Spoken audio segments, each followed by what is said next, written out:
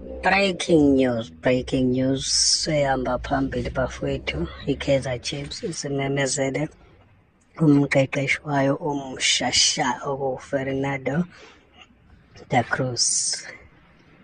Sokhumbula-ke sonke ukuthi uFernando efika kanye nalaba baqeqeshi akade bekhona, wathi ukuhlala naye akahlalanga-ke, ufikile nje kuzo-prepare for isizini waphinde wajika, njengoba-ke i-Kaizer Chiefs isimbuyisa namhlanje.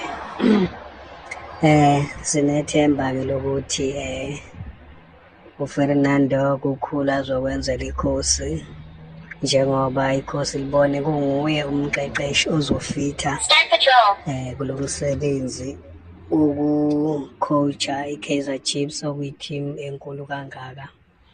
Sinethemba lokuthi konke bafethu kuzohamba kahle njengey'nhlelo ze-management ye-Kaizer Chiefs. Kubuhlungu kakhulu nokusiphatha kabi njengama-fans e-Kaizer Chiefs ukuthi iqembu lethu always liyabhilda kabusha amasizini, seqisa amasizini, naye somnika i-contract yakhe mhlampe kungamhambeli kahle ngendlela abahlele ngayo coach. Simxoshe siphinde futhi siqale phansi sibhild up, yabo. Yilokho nje, ake sibuke ukuthi kuzokwenzakalani.